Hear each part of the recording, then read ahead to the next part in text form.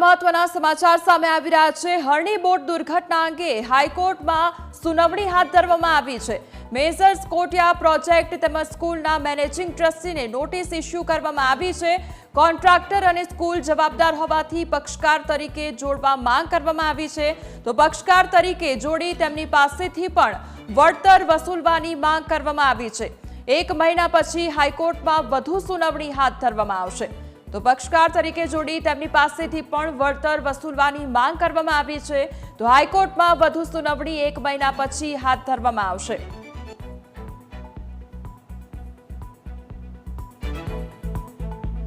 તો હરણી બોટ દુર્ઘટના અંગે હાઈકોર્ટમાં સુનાવણી હાથ ધરવામાં આવી છે અને એડવોકેટ જનરલ દ્વારા હાઈકોર્ટમાં સ્વીકાર કરવામાં આવ્યો છે। સનરાઈઝ સ્કૂલે પ્રવાસ માટે મંજૂરી લીધી નહોતી તેવું કહેવામાં આવ્યું છે। બીજી તરફ શાળા માટે આવી પ્રવૃત્તિમાં પૂર્વ મંજૂરી ફરજિયાત હોય છે। સ્કૂલે નિયમોનું પાલન નથી કર્યું તે પ્રકારની ટકોર હાઈકોર્ટ દ્વારા કરવામાં આવી છે। સ્કૂલ સામે કાર્યવાહી કરી પેનલ્ટી લગાવવી જોઈએ, આ પણ ટકોર હાઈકોર્ટ દ્વારા કરવામાં આવી છે। અમે સ્કૂલને 10,000ની પેનલ્ટી કરી છે અને દંડ સાથે સ્કૂલને વોર્નિંગ આપવી કે પછી બીજી વખત આવું ન થવું જોઈએ તે પ્રકારની ટકોર પણ હાઈકોર્ટ દ્વારા કરવામાં આવી છે। ગુજરાત હાઈકોર્ટની અંદર ગુજરાત સરકાર દ્વારા એ વસ્તુની રજૂઆત કરવામાં આવી છે કે જે સ્કૂલ હતી જેને આ પિકનિકનું આયોજન કર્યું છે તેને ગુજરાત સરકારના સર્ક્યુલરનું ઉલ્લંઘન કર્યું છે અને ક્યાંક ને ક્યાંક જેમને પરવાનગી મેળવવાની હોય તે પરવાનગી નથી મેળવી શક્યા। તદુપરાંત એક સ્ટેટિસ્ટિકલ ડેટાના રિપોર્ટ પ્રમાણે ગુજરાત રાજ્યની અંદર 2000 કરતાં વધારે લોકોની મૃત્યુ ફક્ત અને ફક્ત ડૂબવાના કારણે થઈ છે। તદુપરાંત નામદાર ગુજરાત હાઈકોર્ટે રાજ્ય સરકારને ટકોર કરતા એ વસ્તુની નોંધ લેવા માટે કીધું છે કે બીજા રાજ્યોની જેમ ક્યાંક ને ક્યાંક તમારે તમારા રાજ્યની અંદર વોટર પોલીસ ફોર્સ નામની એક એજન્સીની જરૂરત છે।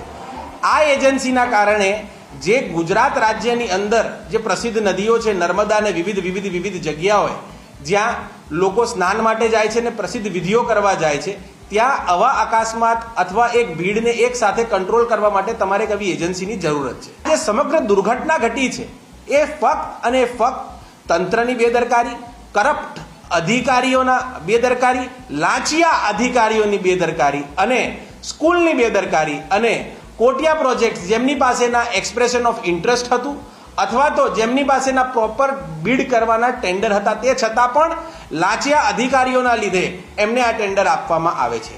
તે સંદર્ભે નામદાર ગુજરાત હાઈકોર્ટે by way of a judicial order એ વસ્તુ રેકોર્ડ કરી છે કે સ્કૂલે ક્યાંક ને ક્યાંક સર્ક્યુલર્સનું ઉલ્લંઘન કર્યું છે અને પરવાનગી લીધા વગર પિકનિકનું આયોજન કર્યું છે અને તેઓ પીડિત પરિવારોને એક્ઝેમ્પલરી ડેમેજીસ એટલે કે એક્ઝેમ્પલરી કમ્પેન્સેશન એટલે કે સારું સન્માનિત કમ્પેન્સેશન પીડિત પરિવારોને આપવા માટે પાત્ર છે।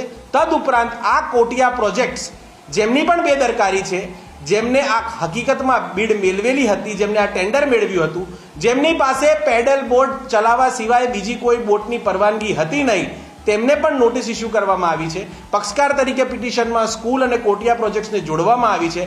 આવનારા સમયની અંદર નામદાર કોર્ટ ડિસાઇડ કરશે કે સરકારશ્રી સાથે સાથે કોટિયા પ્રોજેક્ટ્સ અને આ સ્કૂલ જે ન્યૂ સનરાઈઝ સ્કૂલ છે એમના ટ્રસ્ટીઓ પીડિત પરિવારોને એક સન્માનિત કમ્પેન્સેશન એટલે કે સન્માનિત વળતરના રૂપમાં કેટલા પૈસા આપશે।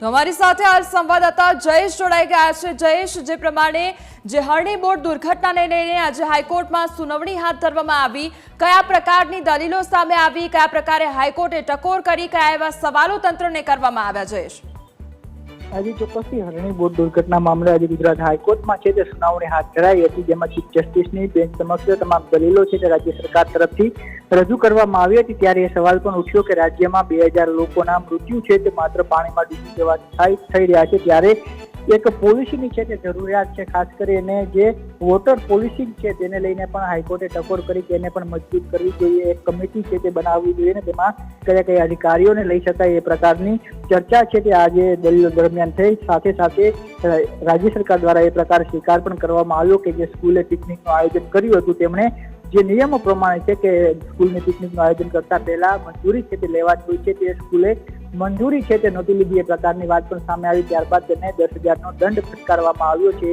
વિગત પણ કોર્ટ સમક્ષ રજૂ કરાઈ। ત્યારબાદ જે પીડિતોના વકીલ છે ઉત્કર્ષ દવે તેમના દ્વારા એક માંગણી છે તે કરવામાં આવી હતી પિટિશનના સ્વરૂપે કે જે પક્ષકાર તરીકે જે કોટિયા મેસર્સ છે તેને જોડવામાં આવે, સાથે સાથે સ્કૂલને પણ છે તે આમાં પક્ષકાર બનાવવામાં આવે, કારણ કે તેમની જવાબદારી હતી કે બાળકો છે તેને સુરક્ષિત રાખવા, પરંતુ ક્યાંક તેમની બેજવાબદારીના કારણે આ દુર્ઘટના બની છે। ત્યારે હાઈકોર્ટે છે તે માંગ સ્વીકારી છે અને મેસર્સ કોટિયા અને સ્કૂલના મેનેજિંગ ટ્રસ્ટી છે તેમને નોટિસ ઇસ્યુ કરીને તેમની પાસેથી જવાબ છે તે માંગ્યો છે। પિટિશનમાં માંગ કરવામાં આવી છે કે જે કોન્ટ્રાક્ટર કોટિયા મેસર્સ છે તે અને સ્કૂલે પણ છે તે વળતર ચૂકવવું જોઈએ। રાજ્ય સરકાર અને કેન્દ્ર સરકારે ચૂકવ્યું છે, પરંતુ આ બંને પક્ષકારો છે તેમને પણ વળતર ચૂકવવું જોઈએ, જેને લઈને કોર્ટ દ્વારા નોટિસ છે તે ઇસ્યુ કરવામાં આવી છે। 4 અઠવાડિયા બાદ વધુ સુનાવણી આ મામલે હાથ ધરાશે।